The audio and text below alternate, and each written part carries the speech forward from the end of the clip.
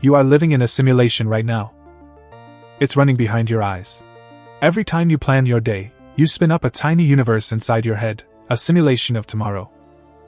Now, here's the terrifying question: if your brain can do it, why couldn't the universe be doing it to you?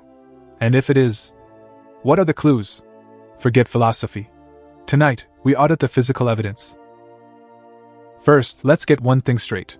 The simulation hypothesis isn't some back-alley conspiracy theory. It's a location problem. Imagine a giant library of all possible realities. Some are the ground floor, the base reality. Others are simulations, running on servers inside those base realities. The question isn't, are simulations possible? It's, which shelf are we on? Here at the Science Audit, we don't chase UFOs. We audit the data. And the audit begins now. First clue: reality has a price tag. It's called Landauer's principle, and it's a universal law: deleting information isn't free.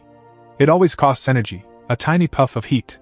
Erase a single bit of data from existence, just one yes or no, and the universe has to pay for it. Think about that.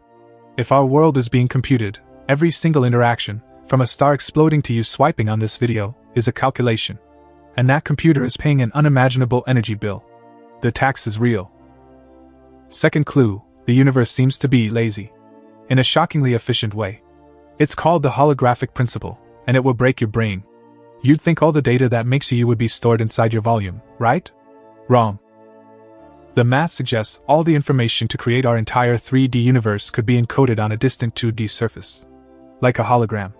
Everything we see, touch, and feel could be a projection. Now, what does that sound like?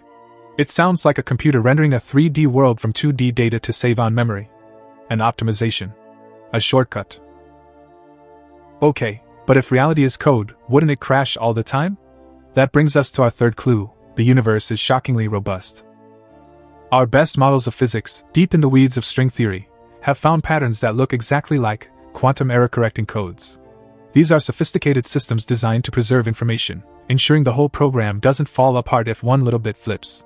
Think of a high-def movie that can fix its own corrupted pixels on the fly. It's not definitive proof, but it's a rhyme in the poetry of reality that sounds suspiciously like code. This leads us to a brutal piece of logic called Bostrom's trilemma.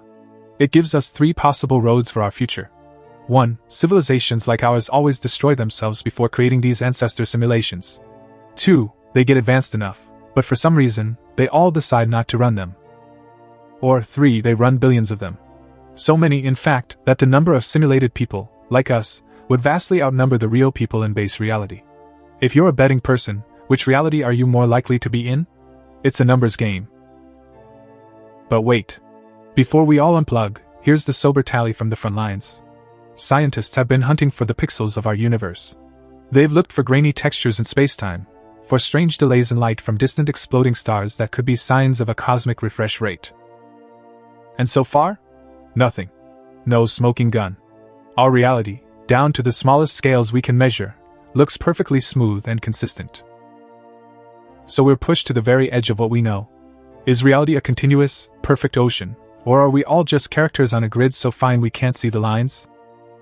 Because any computer has limits. A clock speed. A memory budget. If our universe is a simulation, those ultimate laws of thermodynamics aren't just suggestions, they are the hardware specs of the machine we're running on. The ultimate speed limit. And what about glitches? The déjà vu, the strange coincidences? Here's the counterintuitive part. A truly advanced simulation wouldn't have obvious bugs.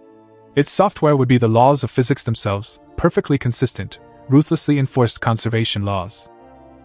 The goal would be to be completely indistinguishable from base reality.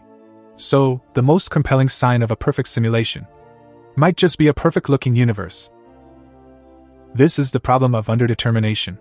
You can have a dozen different blueprints, digital code, analog waves, holographic projections, and they can all build a house that looks identical from the inside. We're in the house. We can't see the blueprint. So the Science Audit bottom line is this: the simulation hypothesis is totally plausible. It's consistent with our laws of physics. But is it proven? Absolutely not. The evidence just isn't there yet. So if we can't prove it, why does any of this matter? Why should you care? Because of this beautiful, powerful truth: meaning survives the substrate. Joy is joy whether it's processed by neurons, silicon, or light. Love is love. A choice you make to be kind to someone is just as real here as it would be on the ground floor of reality.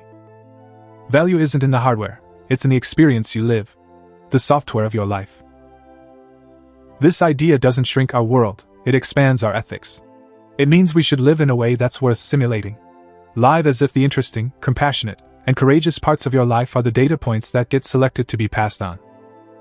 Make your life a signal so strong it can't be lost in the noise.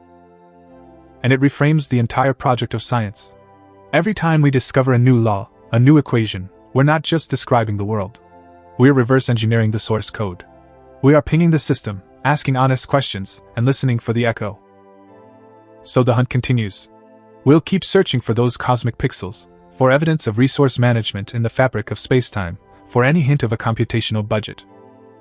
But we will always put the evidence first, and the story second. That's the code we live by.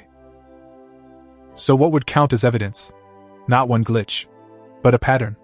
A convergence of clues, the universe hitting computational limits, physics looking more and more like optimized code, and anomalies that nothing else can explain.